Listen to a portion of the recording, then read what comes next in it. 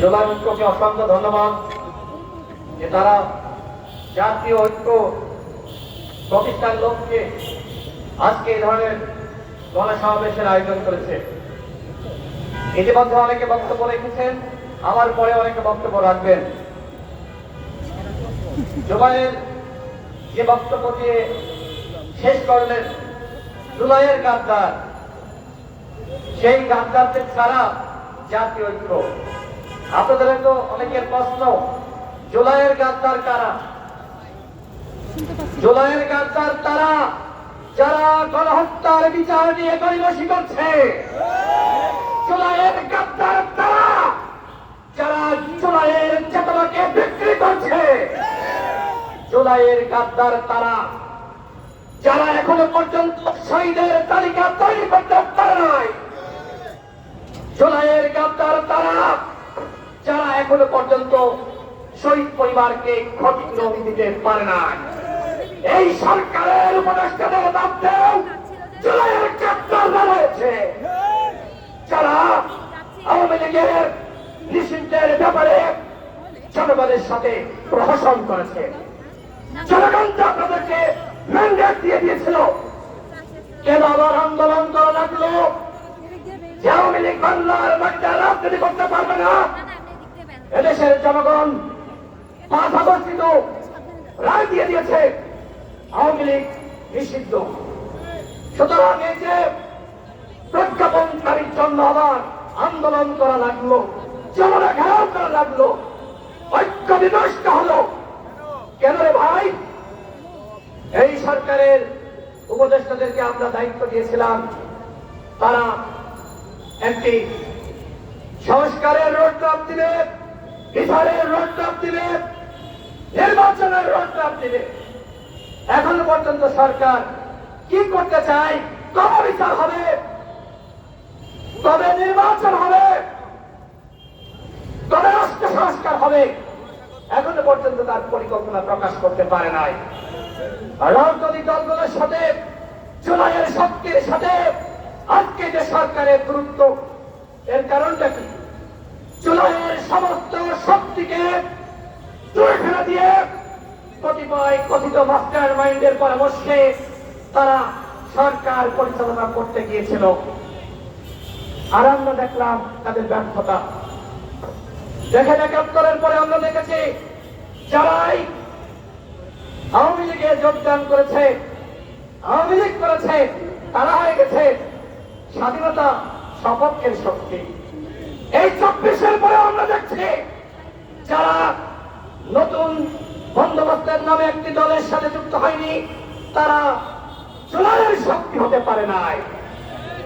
ধিক্কার জানাই এইখানে যারা আছে, সামনে পিছনে মঞ্চে, এই গণঅভ্যুত্থানের প্রত্যেকের অবদান রয়েছে। সরকার সেই অবদান স্বীকার করে নাই। সরকার যদি আমাদের এই অবদান স্বীকার করত, সবাইকে নিয়ে সরকার গঠন করত, তাহলে এই অনেকটা আমাদের দেখতে হয় না। সরকারের বয়স এখন 10 মাস।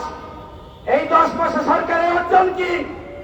গণহত্যার ভিতরে সরকার কি কি করেছে, রাষ্ট্র সংস্কারে কি কি করেছে, নতুন বাংলাদেশ বিনির্মাণে কি কি করেছে, তার জবাব দিতে আমরা চাইতে পারি না।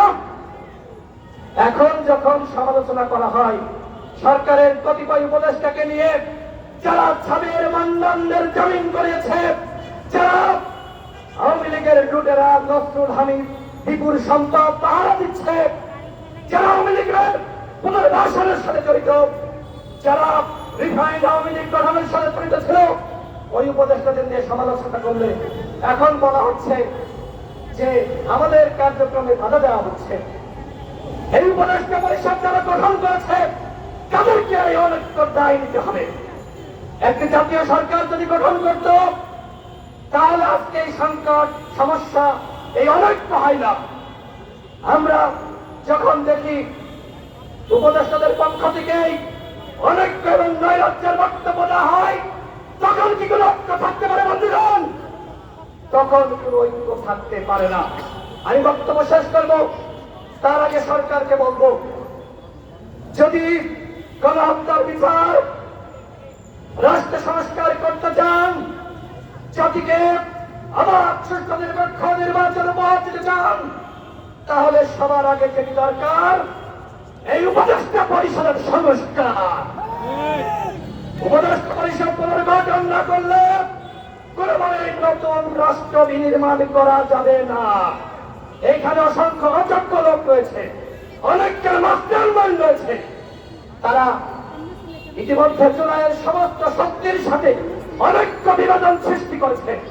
এইভাবে বন্ধুগণ রাষ্ট্র চলতে পারে না। সরকারকে বলবো, সবাইকে ডাকেন, আলোচনা করেন, আলোচনার ভিত্তিতে রোডম্যাপ প্রকাশ করেন।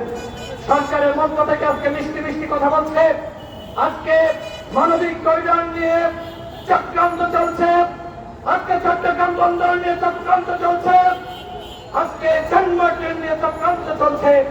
আমাদের স্পষ্ট কথা, কোনোভাবে এই বন্দর নিয়ে এবং একই সাথে মানবিক করিডর নিয়ে ছিনিমিনি খেলা যাবে না। জনগণের ম্যান্ডেটের বাইরে গিয়ে কোনো সিদ্ধান্ত নেওয়া যাবে না।